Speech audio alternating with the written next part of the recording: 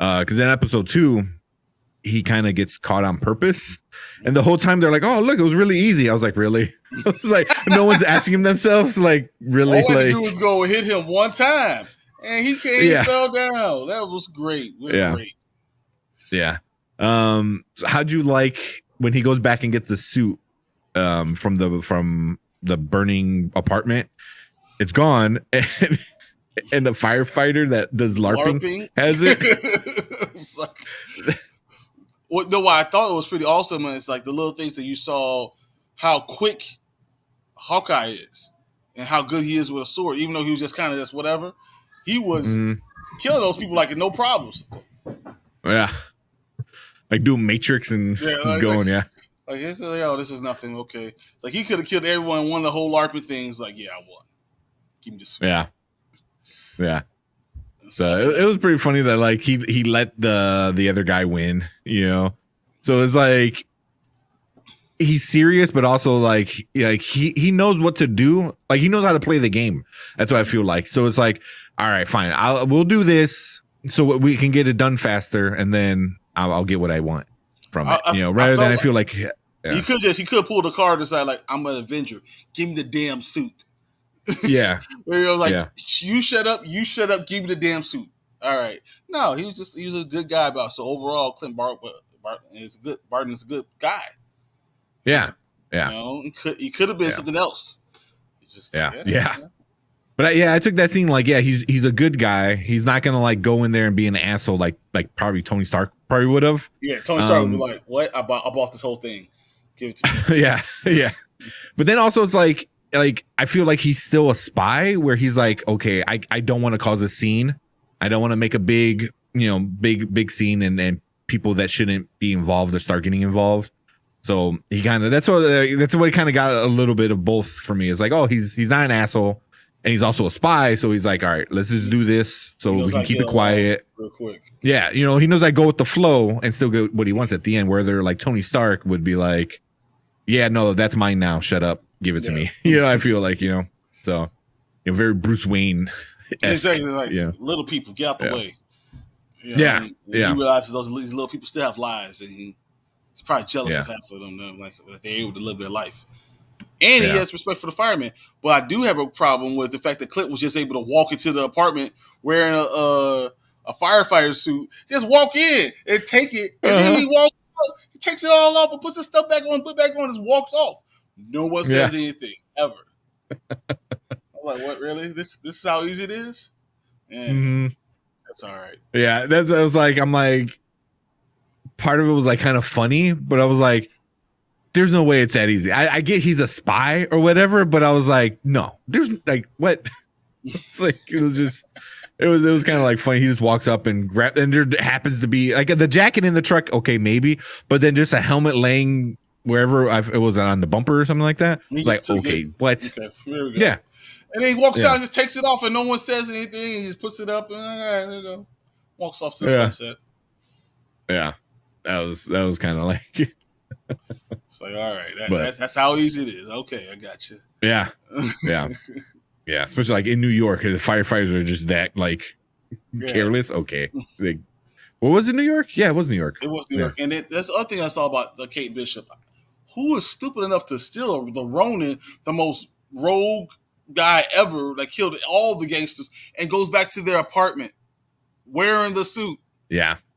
That's what I said. Leaves the apartment still wearing the suit. Uh-huh. Right. Like you did what you did. I mean, but I don't know if that's her being a dumb kid, like dumb and young. Or what? But it was like, do what you got to do, and then once like she got out, take it off. Like just throw a jacket on or something, like cover it up. Don't wear the mask and the helmet or the hoodie the whole time. I'm like, what? Like, it's like Batman walking to the front door of Bruce Wayne Manor, open the door with his key, and walks through and then closes it, and then walks out like without the mask on, like, what? It wasn't me. Yeah, he still got the cape with a cup of coffee looking out the door. Just no helmet. Yeah, I thought that was kind of silly, but like, and that was the first thing I thought. I'm like, she got followed. Like she walked into this place with it on. By the tracksuit mafia. Yeah, which are dum-dums, which we find out. Like, oh so, yeah. So, and that was a pretty badass apartment. I was like, that was a really cool apartment. So, and they never really talked about what her dad was doing. Because, I think she said, I inherited, but she inherited from her dad. So her dad had that apartment. What was he doing in it? What did her dad do before? I think we're all going to find that out too. I think that's going to be all part of by her mom is this queen pin. Yeah, yeah, that's interesting. I didn't even think about her, but it makes sense. It makes sense because even the other apartment she said it was her aunt's apartment. Yep, or something like that. Where she couldn't get in through the buzzer door, door, so she had to like pretend to buzz somebody, and they let her in. Yeah. That's funny. Yeah, it was kind of the second episode though I thought was better than the first one. I think it started like actually the story started going somewhere rather than setting it up. It still was kind of like it was I didn't love it. Yeah, it was okay. More stuff happened. There's little stuff like I'm telling you, like the whole relationship between his wife and him. I like that they they had that connection. They know exactly what they're talking about.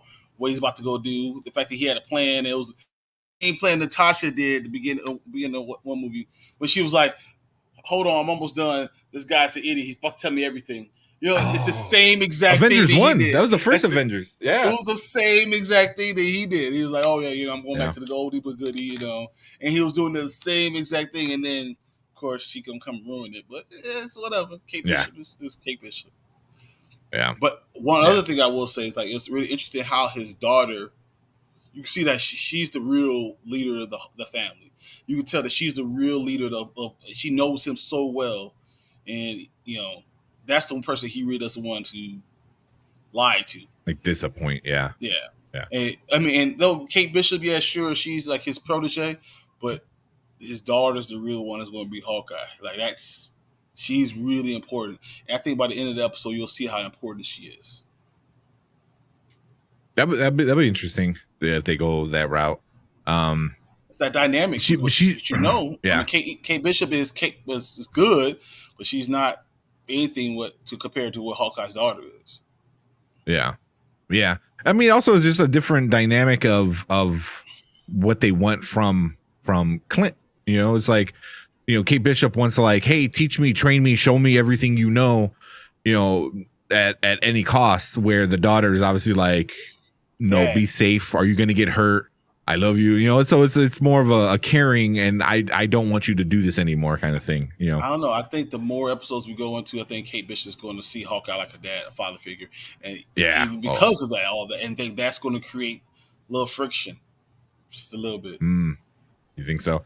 Especially if the mom does become a villain, she's going to be pushed away even more, and now she's going to really be with that family and that. But she's gonna be like an adopted daughter, which could really upset, his real life, or not real life, but his real daughter. Who was also great at archery because he was showing her how to be archer, and as we all know, becomes Hawkeye. Yeah. So I'm just saying, like, this is all all tying together. It's so many. The family dynamic is tough, and that's why I also thought that was really great to have at Christmas time. Because when you think about Christmas, you think about family, you think about all that.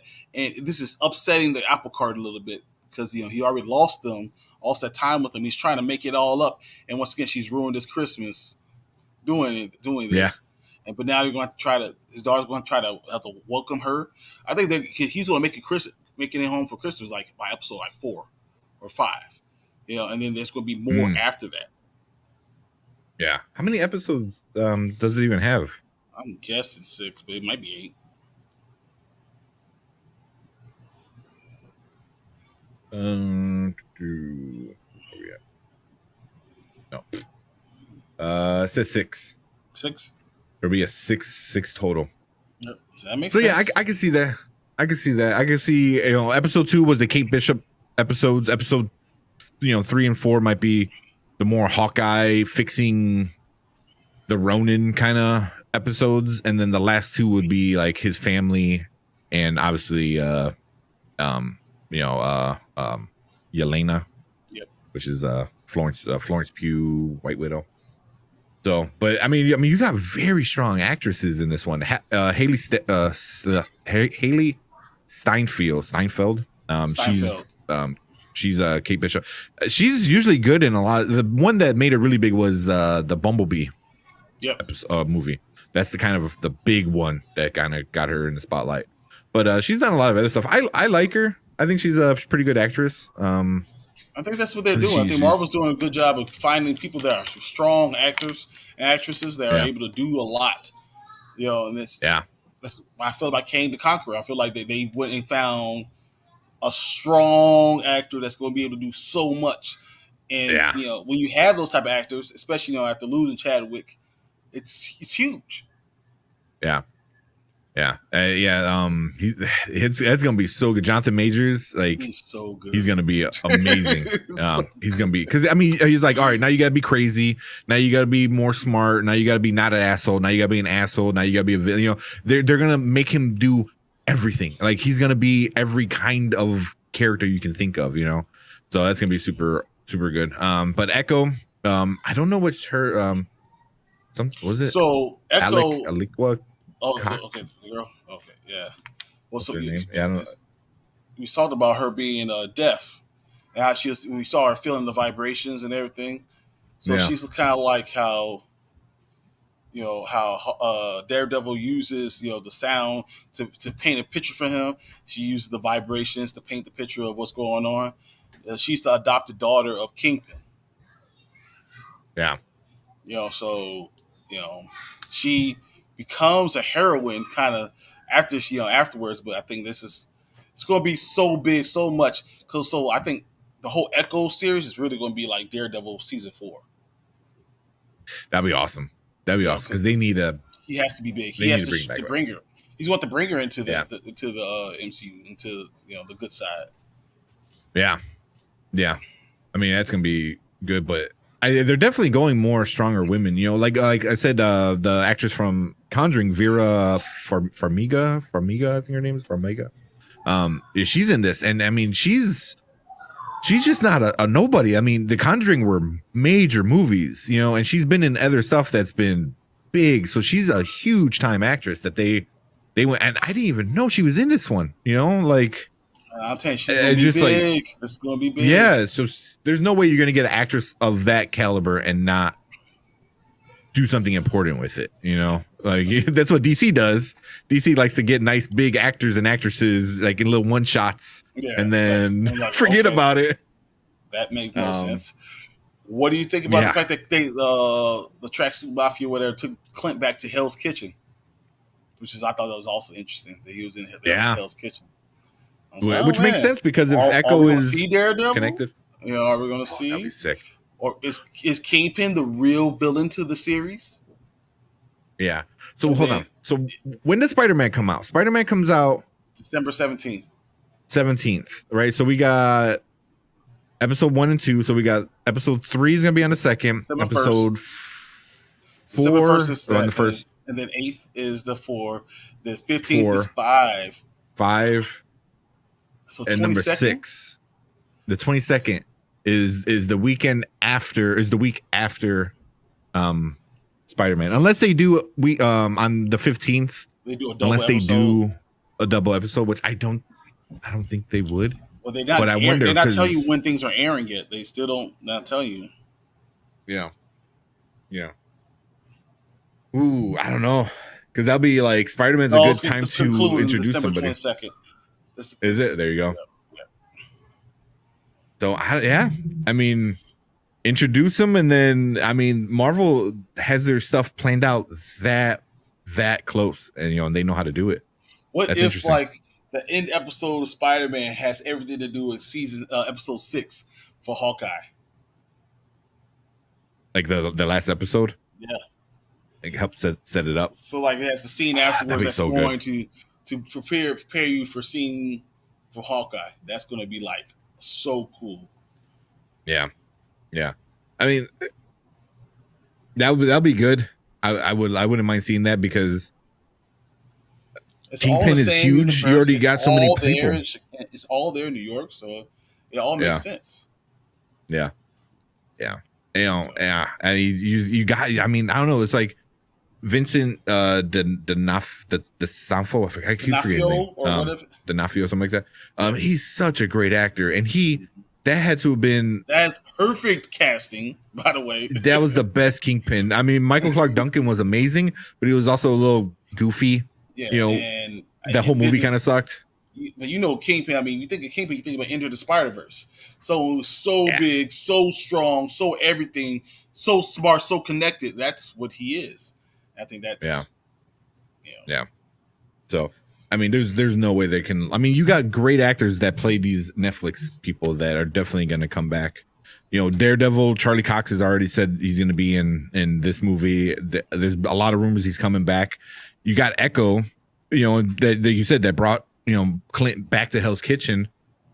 Are you going to start seeing, maybe a DD on the wall somewhere in the back? I mean, or the devil of Hell Kitchen kind of something, Or I think it's something like he pushes her to go find Daredevil, and then Daredevil changes her because she sees the truth of who Kingpin is.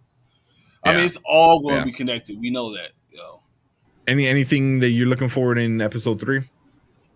I just want to see where we get to. Yeah, I just want to see where they get into with Echo. I want to see how far they go into the Hell's Kitchen. I want to know if Daredevil. I want to know Kingpin is really going to be involved in this. I want to see how far they go. Yeah. I think they're going to do each episode, or each 2 episodes are going to be their own thing. So I think this is going to be the Echo arc of these next 2 episodes. And then I think the last 2 episodes are going to be Clint's episodes. So I think it's going to be Ronin, like Ronin and all the shit Ronin did that's connected to Echo and Kingpin and all that stuff. And then the last 2 episodes are going to be Clint and Black Widow, like dealing with his trauma kind of thing. That's what I think. Dealing with his family, dealing with White Widow, dealing with the trauma the whole from thing, from and then trying to get acceptance for it. Maybe he has to accept himself for who he is. Forgive himself, kind of thing. Yeah, that's gonna be huge. Yeah. So I don't know. But yeah, we're gonna probably do it next week as well. Just do every week like we did for Loki. Yeah. Yeah, because I'm all in on all these stupid Marvel films. They got me. I love the Die Hard feel of it, honestly, because that's exactly how I felt in the episode. I love the Die Hard feel. It's all Christmas. Yeah, and it fits with the timing of actual time